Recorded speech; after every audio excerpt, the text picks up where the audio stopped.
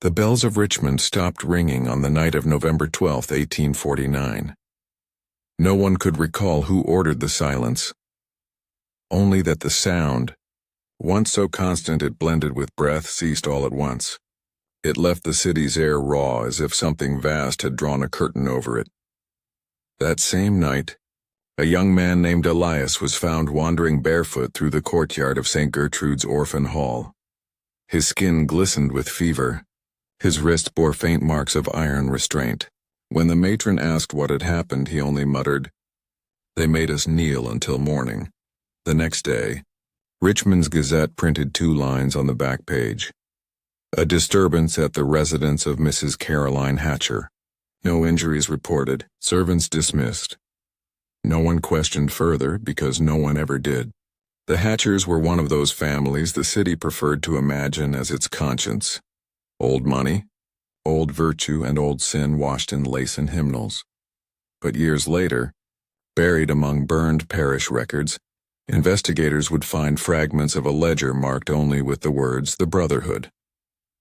Names followed, all women of the First Parish Society, and beneath them, a single phrase written in faint graphite.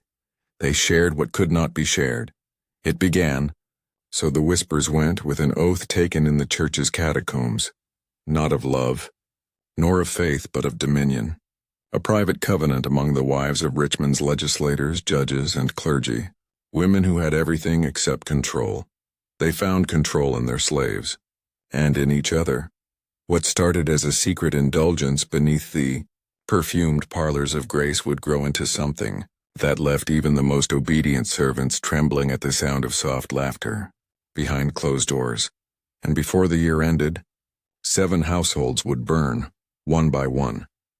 The First Parish Church of St. Gertrude had no catacombs on its original plans. They were carved later, brick, by prisoners leased from the state, a practice considered efficient, not cruel.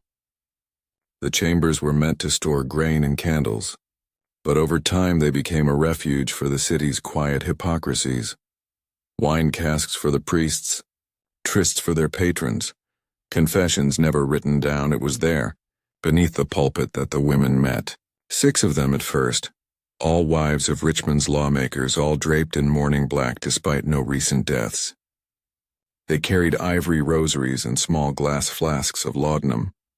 A record kept by one of the prisoners described hearing female voices weep, then laugh, then whisper promises to a flame. Their leader, Mrs. Caroline Hatcher, was known for her composure, the kind that silences a room. She spoke softly, as if secrecy were a virtue. That night she placed a brass key on the altar and said, "We have been wives in name, mothers by duty, saints by necessity, but tonight we take what has been denied us." Each woman pricked her finger with a sewing needle and let the blood fall into a porcelain bowl filled with water from the church's font. One by one they repeated her words. "I will own not only the body but the will." The ritual wasn't satanic. It was something colder, more rational. A pact of mutual permission. They would share among themselves a small group of male slaves, hand-picked, obedient, and sworn to silence. A secret economy of flesh and shame that none could speak of without destroying every house involved. The Brotherhood, they called it, though the name mocked its own truth. And in that dim cellar, beneath the hymns of Sunday innocence, 6 women began a sisterhood that would erode every boundary between intimacy and control, until no one, slave or mistress, knew which side of the chain they stood on. The Hatcher residence stood at the corner of Franklin and Adams, a 3-story Georgian house with shutters always half closed, as if the building itself were keeping secrets. It smelled perpetually of camphor and rosewater, a scent that masked everything else: sweat, decay, guilt. Elias had been brought there at 16. Born on the estate of Judge Pembroke, he was sold to Mrs. Hatcher for domestic service, though the tasks he performed were never written into any ledger. The servants whispered that he slept in the parlor, though no one ever saw him emerge from it in the morning. Mrs. Hatcher's husband, Edmund, was often away, an overseer of courts and commerce, a man with sermons on his lips and debts in his pockets. Carolyn ruled the household with an even voice and an unblinking calm. She was admired for her charity, for the orphan girls she educated, and for the way she spoke of moral purity while her hands, gloved in white, trembled only when they touched the silver crucifix at her throat. In the evenings, the other women would arrive, Mrs. Grafton, Mrs. Pembroke, Mrs. Alcott, and always under the pretense of prayer. Their carriages lined the street like coffins. No men were permitted inside after dusk. The curtains fell, the lamps dimmed, and music began. Soft piano, the kind played not for joy but to drown out breathing. The slaves who worked the kitchen said they heard nothing distinct, only murmurs, like a sermon half remembered. But one maid claimed to have seen Elias carried back to his quarters before dawn, barefoot, his eyes unfocused, a line of ash painted down his spine. When asked what had happened, he said only, "They sang without words." By the time morning came, Mrs. Hatcher would appear on her balcony, radiant and restored, as if the night had rinsed her soul clean. No one spoke of the shadows that lingered on the wall or the quiet, rhythmic sound that came from beneath the floorboards. The Hatcher household, like most Richmond estates, kept meticulous records. Every sack of flour, every candle stub, every living soul was accounted for in a leather-bound ledger. But one volume did not match the others. It was smaller, bound in faded red calfskin, and locked. After Mrs. Hatcher's death years later, the ledger was found inside a false drawer of her writing desk, wrapped in linen as though it required burial. The first pages appeared harmless, lists of expenses, baptismal gifts, and charitable donations to the first parish. But halfway through, the ink changed. The handwriting became delicate, almost trembling. Names of servants appeared, each followed by a symbol, a circle, a cross, or a blacked-out square. Next to Elias's name was written, "Circle, devoted, compliant." Below it, "Transferred for communion." Historians could never agree on what communion meant. Some assumed it referred to domestic service for the church. Others noted that after each communion, a servant's name would vanish entirely from all records, as if their existence had been rewritten. There were entries marked Night of Petition, Shared Duty, Chamber of Atonement. The handwriting grew increasingly erratic toward the end, the ink blotted by what looked like tears or candle wax. One note, faint but legible, read, "Obedience is the truest pleasure. To be possessed is to be seen." Another, written weeks later in a different hand, "He is beginning to remember."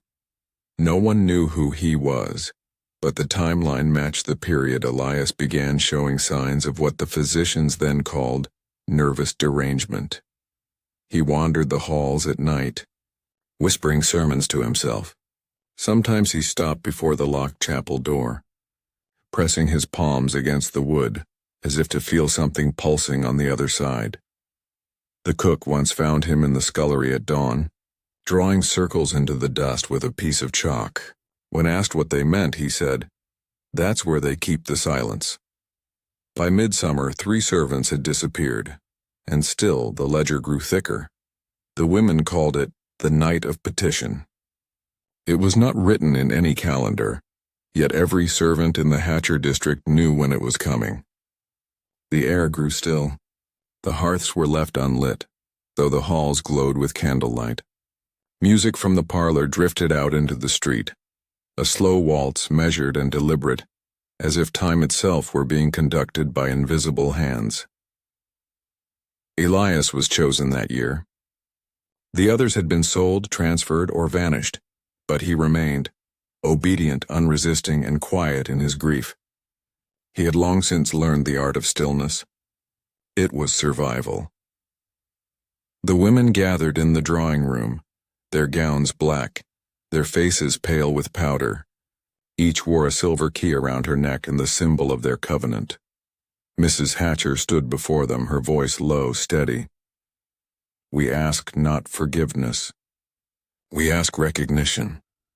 From the hallway, Elias could hear their words but not their meaning. He was summoned only when the piano ceased. When he entered, the air was thick with rose and wine, with heat and perfume that clung to the skin like humidity before a storm. They made him kneel. No commands, no cruelty, only quiet insistence. Mrs. Pembroke placed her hand on his head and whispered something that sounded like prayer, but ended in a sigh. Carolyn watched from the far end of the room, expressionless, her eyes reflecting the candle flame. Afterward, he was left alone. The floor was scattered with petals, the women gone, the piano lid closed. He remembered standing, trembling, his chest tight, a strange taste of iron in his mouth. Later that night, from the courtyard, the servants heard a sound, not crying, not laughter, but something between the two. By dawn, Mrs. Hatcher had locked herself in her chamber and ordered the mirrors covered, and when Elias next looked at her, she would not meet his gaze. Her name was Ada Whitmore, though the records called her servant in training. She was 14 when she entered the Hatcher household, a small, watchful girl from St. Gertrude's Orphan Hall, the same institution that Caroline Hatcher funded each year with generous donations. The sisters there had told Ada she was being sent to a place of refinement. She arrived in winter. The house smelled faintly of lye and lavender, and there was a stillness that made her throat tighten. She was given a gray uniform and told never to enter the drawing room after dusk. "That is when the ladies pray," said the head maid, her voice flat, her eyes down. Ada learned quickly to move without sound, to listen without appearing to.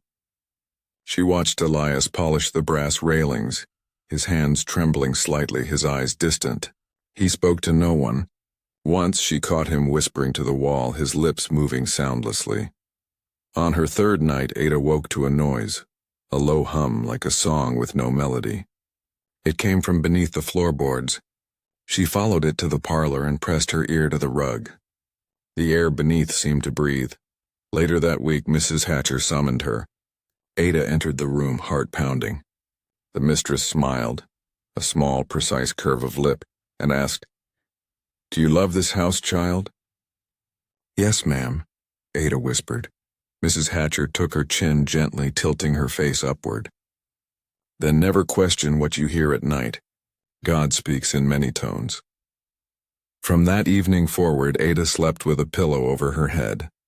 Yet the sounds grew louder, weeping, whispers, something heavy dragging across stone. Months later, when city inspectors visited the estate, they noted the girl's disappearance. Caroline explained it simply. She was returned to the hall, but no record of her return was ever found. And in the ledger, beside Ada's name, a new mark appeared. Not a circle, nor a cross. Just a single unbroken line. Reverend Silas Brandt came to the Hatcher house in the spring of 1850, months after Ada Whitmore's quiet disappearance. He was a narrow man, tall, spare, with a mouth that never seemed to fully close, as though holding back a secret. The First Parish had sent him to tend to the moral exhaustion of Mrs. Hatcher, whose charity work had, according to the papers, taken a toll on her health. He arrived on a humid morning, his carriage wheels sinking slightly into the damp clay road. Elias opened the door. The Reverend paused upon seeing him, studying the scar along his wrist, and murmured, "Ah, one of the chosen." Caroline received him in the parlor. Her posture was perfect, her morning gown immaculate, yet her hands would not stay still. They worried the fabric of her lap as she spoke. "You come to see if I've lost faith, Reverend, but I assure you my devotion has only deepened." He smiled thinly. "So I have heard." That afternoon the servants were dismissed early. Only Elias remained, kneeling in the corridor to polish the silver. Through the cracked door he saw the Reverend and Mrs. Hatcher seated close together. No scripture was read. No prayers were spoken. The Reverend's hand rested upon hers, their silence heavy like something old rehearsed. Later that night a candle flickered in the cellar window, a signal the staff had come to dread. Elias went down barefoot without instruction. He found Caroline standing by the wall, the Reverend's coat hanging from a peg. A bowl of water sat at her feet, dark with something that wasn't entirely water. She looked at him with a faint, unseeing smile. He says, "I am forgiven." The next morning, the Reverend was gone. His carriage left no tracks. His name no longer appeared in parish sermons. Only one note remained in the Hatcher ledger. Faith consummated. Atonement shared. And for weeks after, the house smelled faintly, not of roses, but of smoke. No one spoke openly of the space beneath the Hatcher house. The older servants called it the chamber, though none admitted to having seen it clearly. It was said to have been built before the war, when Richmond was still half swamp and half dream. A root cellar first, then a wine vault, then something else entirely. Elias discovered the entrance by accident. He had been scrubbing the parlor floor after midnight, when one of the boards shifted beneath his weight. The hollow sound startled him. Beneath he found a brass ring, tarnished but sturdy. He lifted it. The plank came up with a sigh of stale air. A ladder descended into darkness. He waited a long time before moving. The house above was silent. Even the wind outside seemed to hold its breath. Finally he took a candle and climbed down. The chamber was small, only one room, its brick walls sweating with moisture. But there were signs of use. 3 iron hooks bolted into the wall, a table covered by a sheet, and the faint outline of something burned into the floorboards, a pattern that looked neither religious nor accidental. In one corner stood a basin half filled with murky water. Floating in it were scraps of cloth, gray, frayed, familiar, and there was a smell faint but inescapable, rose water and laudanum. On the table lay a stack of folded letters. Each was sealed with wax and marked with the initials CH. Elias hesitated before touching them. The wax cracked easily, the paper fragile with damp. The first line read, "Forgive me, Lord, for I have mistaken ownership for devotion." He dropped the letter. His candle guttered. Above him, footsteps crossed the parlor, slow, deliberate, unhurried. Then the board above his head fell shut with a heavy thud, plunging him into darkness. When he woke hours later, the ladder was gone, and in the silence he thought he heard someone whisper, "Now you belong to the quiet." The summer of 1850 came without mercy. The air itself seemed to rot. Flies gathered in the kitchens. Flowers wilted before reaching the vases, and the James River took on the color of rust. In Richmond, people whispered of fever, a sickness that began with nightmares and ended with silence. The Hatcher's servants burned lime through the nights to fight the stench rising from the ground. Yet no one could explain the soot that clung to the windowsills each dawn, or the faint smoke that drifted from the earth near the magnolia trees. Caroline Hatcher stopped attending service. She claimed the heat made her faint, but those who caught a glimpse of her said she was thinner, her eyes hollowed as if sleep had been stolen from her. Some said she had taken to pacing the hallways, tracing her fingers along the walls, whispering, "There are mouths in the mortar." Elias returned to his duties but spoke less than before. His hands shook when he polished the silver. At night he dreamed of water that smelled of blood and smoke. He sometimes woke to find soot on his hands, though he'd been nowhere near the hearth. By July, the Hatcher's neighbors began leaving town. The fever had taken dozens, and yet, the Hatcher house glowed brighter than ever at night. Candles in every window, music echoing faintly through the street. One evening, a carriage was seen arriving long after midnight. Inside were 3 women veiled and silent.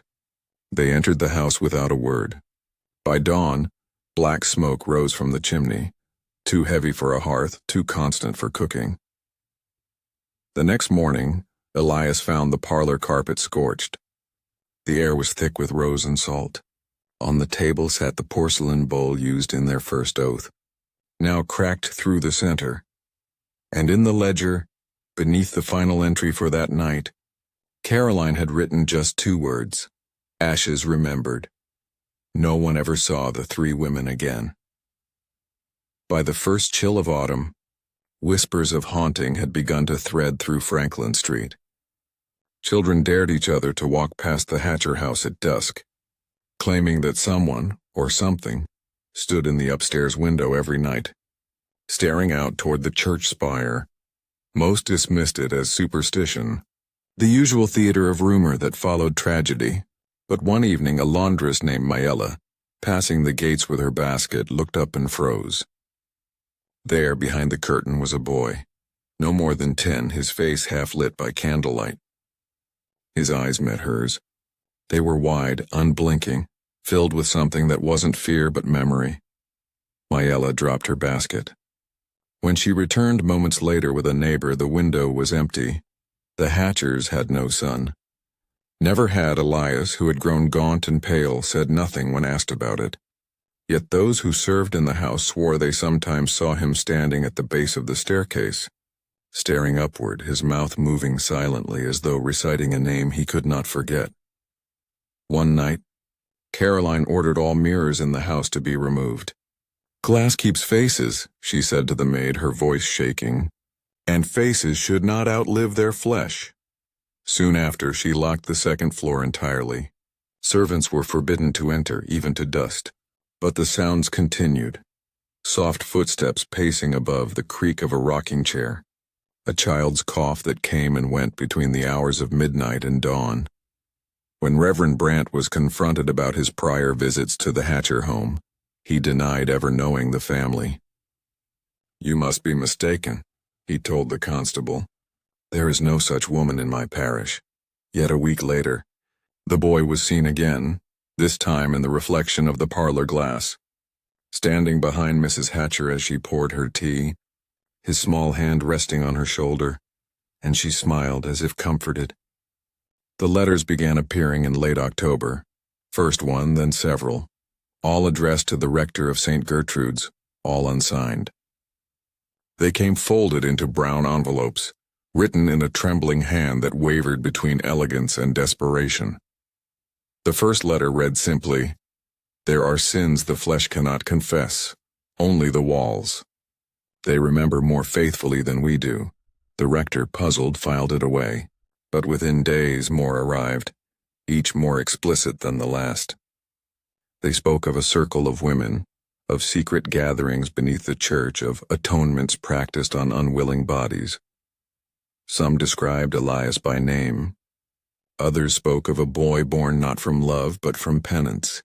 Each envelope carried the faint scent of rose and camphor. When the rector brought the letters to Caroline Hatcher, she denied everything, calmly, flawlessly. Yet as he spoke, her hands trembled behind her folded fan. "I am not the author of gossip," she said, "and sin cannot be hidden in ink." That evening, the rector returned home to find a package on his doorstep. Inside were 6 folded sheets of parchment, the same handwriting as the letters, and a single brittle photograph. A group of women seated in a parlor, faces blurred by time. A young man kneeling at their feet. The edges of the image were singed as though rescued from fire. At the bottom, faint but visible, was written, "The Brotherhood, 1849. The rector burned the photograph that night. But something in him fractured. He stopped preaching soon after, claiming his voice no longer belonged to him. Weeks later, Elias found Caroline in her study, writing furiously. Page after page, her words bled together. Pleas, denials, fragments of prayer.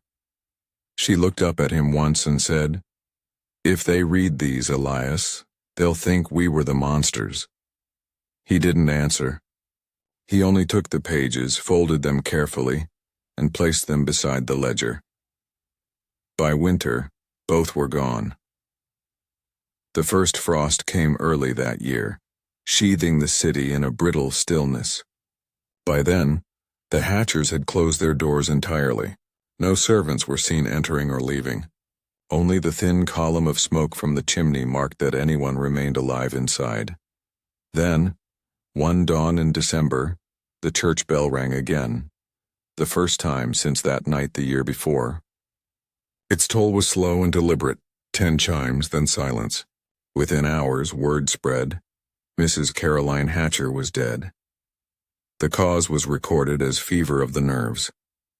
No physician signed the certificate. Reverend Brant was not present. Only Elias and 2 undertakers from the parish tended to the body. They found her seated at her writing desk, head bowed as if in prayer, her skin pale and waxen. On the table before her lay a single white rose and an envelope sealed in black wax. The letter inside read, "There is no forgiveness in truth, only recognition." Her burial took place at St. Gertrude's in near silence. The casket was closed. Only a handful of mourners attended. Women dressed in black veils, their faces unreadable. Elias stood apart at the edge of the cemetery, hands clasped so tightly the knuckles whitened. When the coffin was lowered, he thought he heard the faint echo of laughter, not from the mourners, but from beneath the ground itself. After the ceremony, the grave diggers noticed something odd. The soil above Caroline's grave steamed faintly, though the morning was cold. One swore he smelled rosewater. Another, less brave, said he saw the earth sink an inch as if something below had exhaled. That night, Elias returned to the parlor. The candlelight flickered against the glass. For the first time in months, he looked directly into his reflection. Behind him, faint and blurred, stood the shape of a woman, her hand raised, as if asking to be remembered. After Caroline Hatcher's burial, the house on Franklin Street was left shuttered for nearly a year. The shutters rotted. Ivy crept through the cracks and rain bled into the parlor ceiling until the plaster sagged like tired skin. Neighbors crossed the street rather than walk past its gate. When the estate was finally put to auction in the autumn of 1851, the notice was small, printed discreetly at the bottom of the Richmond Gazette. It read, "Property of the late Mrs. C. Hatcher, fine furnishings, imported rugs, and a Georgian residence of distinction." No mention was made of the locked rooms. The auctioneer, a portly man named Mr. Rowan, was known for his civility and his nerves. On the morning of the sale, he arrived early to inspect the house.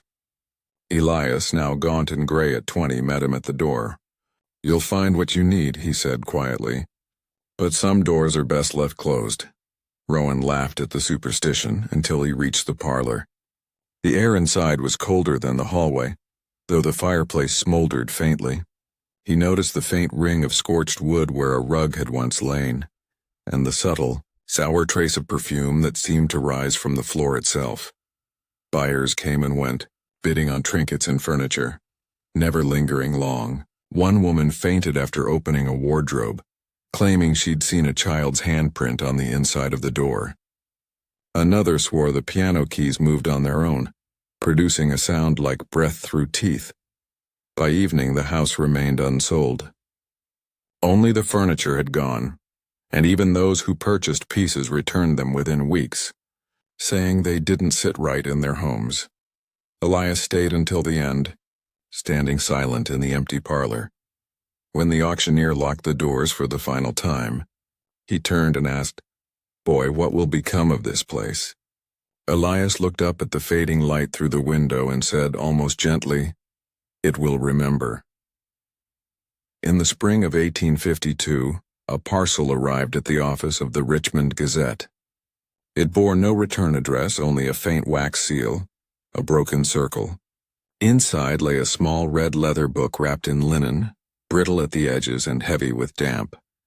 The clerk who received it thought it a diary and set it aside, but curiosity won by nightfall. He opened the cover. The first page bore Caroline Hatcher's name, her script precise and ornamental. The next page listed 6 women, their names familiar to anyone who knew Richmond's upper circle. Beneath them were symbols, dates, and the phrase that had already become legend among servants: shared duty. The ledger was taken to the city magistrate the next day. Within a week, quiet panic swept through Richmond. Husbands confronted wives. Priests whispered behind closed doors. A judge was found drunk in the courthouse, muttering that forgiveness had a price. But then the ledger vanished again. The magistrate's office burned to the ground one night in May. No one saw who set the fire. The red leather volume was never recovered. Weeks later, a young printer for the Gazette swore he saw Elias standing across the street from the smoldering ruins. He said the man's hands were black with soot, his eyes calm, as though watching something long overdue. That same night, a final entry appeared in the parish record, unsigned, unclaimed. Debts settled. Voices kept. Ashes bound to memory. When dawn came, Elias was gone. His pallet in the servants' quarters was cold, his belongings untouched. Only the faint scent of rose water lingered in the air, and a smear of ash shaped like a fingerprint on the wall beside his bed. After that, no one spoke the Hatcher's name in Richmond again, yet, decades later, when the old house was reopened, something waited within its walls, quiet, patient, and unfinished.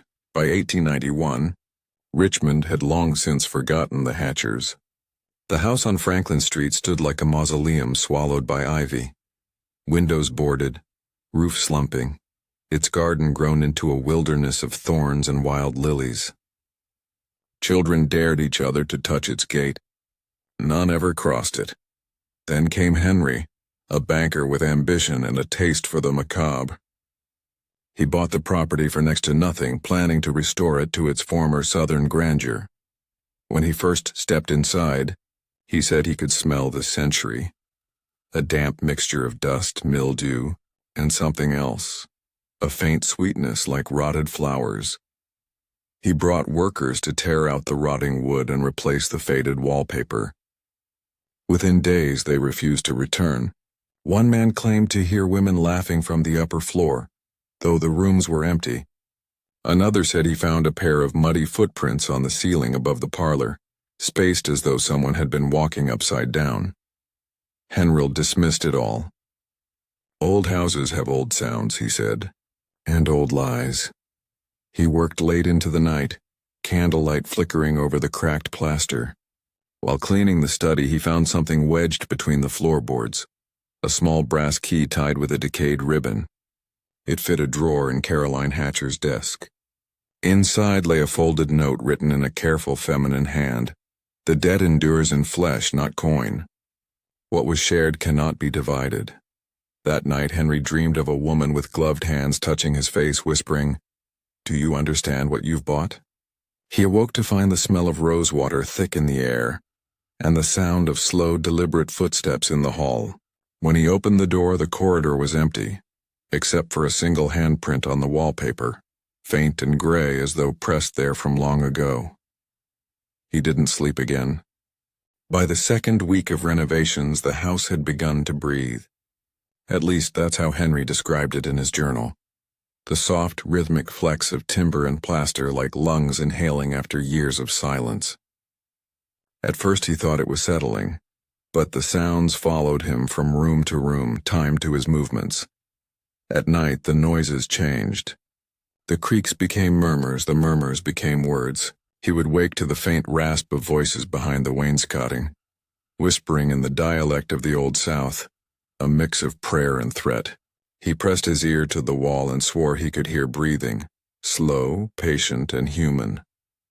One evening, while sorting through debris in the parlor, he found a patch of wallpaper oddly discolored. When he peeled it back, he uncovered a cavity no larger than a cradle, filled with dried petals and a small rusted chain. Beneath it lay a child's tooth, perfectly white against the dark wood. Henry told no one. Instead, he began pacing the halls at night, calling out to the voices, demanding answers. The servants quit.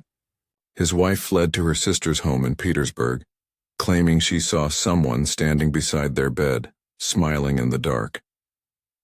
The house responded to his solitude. The whispers grew louder, now shaping names: Caroline, Elias, Lila, Hatcher. He took to drinking, leaving candles lit in every room. But even the light began to falter, flames flickering when the air grew thick, as though something unseen passed between him and the fire. By late autumn, Henry's journal entries had turned into scrawls. "It isn't the wind. It remembers me. It wants me to listen.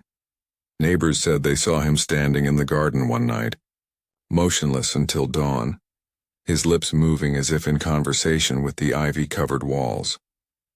After that, no one saw him again in daylight. The winter of 1891 came early, and with it the frost. For 3 nights in a row, the lamps along Franklin Street flickered and died, as though the air itself grew too heavy for fire. Neighbors whispered that the old Hatcher house was alive again, candlelight glowing behind its boarded windows, faint laughter drifting out into the street. Inside, Henry prepared a dinner table. Not for guests, but for those whose names had filled his dreams for weeks. He placed 6 empty plates, 6 wine glasses, and in the center, the red ledger he'd found days before in the false bottom of Caroline's desk. It had returned on its own. When he first opened it, the ink had been faint. Now the words were wet, glistening as though freshly written. Under the list of names was a new entry, one written in a rougher hand, his own. Henry, witness. That night a storm clawed at the house. Rain lashed the shutters. The chimney howled. Yet the fire in the hearth burned tall and white, casting no warmth. The door to the dining room opened slowly, though Duval had locked it himself. One by one the chairs shifted, creaking as if occupied. The air thickened with the scent of rosewater and iron. He felt pressure behind him, a presence leaning close. He dared not turn.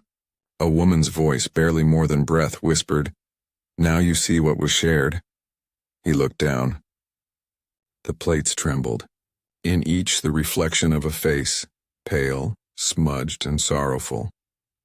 6 women, eyes like hollow glass, their lips moving in unison. He tried to speak, but his throat locked. The room pulsed as if the house itself had a heartbeat. The ledger snapped shut. When morning came, the fire was out, the plates were clean, and Henry Duval was gone. Only his chair remained, pulled slightly back as though he'd stood to greet his guests. By spring of 1892, the story of Henry Duval's disappearance had thinned into rumor. The police report was brief. Missing person presumed absconded. His bank quietly appointed a replacement. The house on Franklin Street was sealed once more, its windows boarded, its garden reclaimed by weeds and silence. Richmond had done what it always did best. It forgot. The neighbors stopped speaking his name. The children who once threw stones at the gate now crossed the street in silence. Preachers who had once condemned the Hatchers now refused to mention them from the pulpit. The house was not haunted, they said, only unfortunate. Years passed. The street changed. Streetcars came, then automobiles. The gas lamps were replaced with electric light, but each time a wire was strung too close to the Hatcher property, it would spark and die. Workers stopped taking the job after one man fell from a ladder and broke his neck, whispering, "She's behind me," as he bled out on the cobblestones. The city grew outward, swallowing its own history with progress. The Hatcher house, however, remained untouched, a dark tooth and a bright smile. By the 1920s, the house appeared only in gossip columns. The ghost mansion, the widow's folly, the Franklin curse. College boys dared each other to spend a night inside. None lasted until dawn. They spoke of footsteps overhead, of whispers that sounded like we remember, but nothing ever proved fatal. Not again. The house had grown patient, feeding on silence, on the forgetting itself, and so Richmond moved on. The Hatchers became myth and the ledger became legend, until one spring morning in 1935, when a city archivist cataloging old estate papers found a familiar name inked into an old deed, not in the owner's column, but under witness. The name was Henry Duval, and the ink was still wet. The archivist's name was Clara Vance, a quiet woman with ink-stained fingers and a habit of working late. She had no interest in ghost stories, only in accuracy. The deed she uncovered, folded within a stack of 19th century property records, bore a date long after Henry Duval's disappearance. Yet there, beneath the faded signatures, was his name, written in a fluid, deliberate hand, At first, Clara assumed forgery, but the ink shimmered faintly when she tilted the page. Not black, but a deep translucent red like diluted blood. The signature had bled slightly into the paper, still damp to the touch. She brought the document to her supervisor, but by morning, the name had vanished. Only the faint indentation of letters remained. The supervisor dismissed it as paper fatigue. Clara did not argue. She only requested permission to inspect the Hatcher house herself. For provenance, the request was granted. On a gray afternoon in April, she arrived at 412 Franklin Street with a notebook and a lantern. The key turned reluctantly. The door opened with a sigh. Dust motes swirled like ash in the dying light. She moved from room to room, sketching the architecture, noting the warped beams and water stains. In the parlor, she found the remnants of the fireplace, blackened stone and a half-melted wine glass fused to the grate. Then she noticed the walls. Beneath the peeling wallpaper, faint lines, writing painted directly on the plaster. She brushed the surface gently with her gloved hand, revealing letters beneath the dust. "We are remembered in the body." The phrase repeated, winding across the walls like veins. Her lantern flickered, the air pressed close, and then a sound, not footsteps, not whispering, but the soft rhythmic creak of chairs being drawn out from a table. She turned toward the dining room. The door was open. Candlelight moved inside, though she had brought none. Clara took one step forward, then another, and the door closed behind her. When the police entered the Hatcher house 3 days later, they found the front door locked from the inside. Clara Vance's satchel lay just beyond the threshold, her notebook open to a single unfinished line. "The debt is a circle." There was no sign of a struggle, only dust disturbed in careful arcs, as though chairs had been moved recently. 6 impressions around the dining table, and a 7th at its head. The officers reported a lingering warmth in the room, though the hearth was long cold.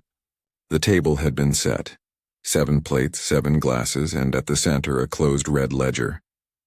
No one dared touch it. When the captain finally did, the book fell open by itself. Inside were names written in the same precise hand that had filled its pages a century before. Caroline Hatcher, Lila Duval, Elias, the 6 from the Brotherhood, Henry Duval, and freshly inked at the bottom, still glistening in that translucent red, Clara Vance, witness. Her body was never found. The city filed the house for demolition in 1936, but the workers refused the contract. One claimed to hear a woman's voice from the cellar pleading, "Let the ledger rest." Another said the blueprints kept changing, rooms appearing and disappearing between drafts. So the house still stands. Shrouded now by newer buildings, its doorway hidden behind ivy and shadow, the city long ago paved over its garden. People pass it daily without seeing it. But at night, when the wind turns down Franklin Street, there's a faint scent of rosewater and old wood, and if one listens, truly listens, beneath the hum of streetcars and the rustle of leaves, there is the low sound of chairs moving against the floor. Not in chaos, not in anger, in ceremony. The ledger opens and the house inhales, the debt endures, and somewhere within the quiet, a new name begins to write itself.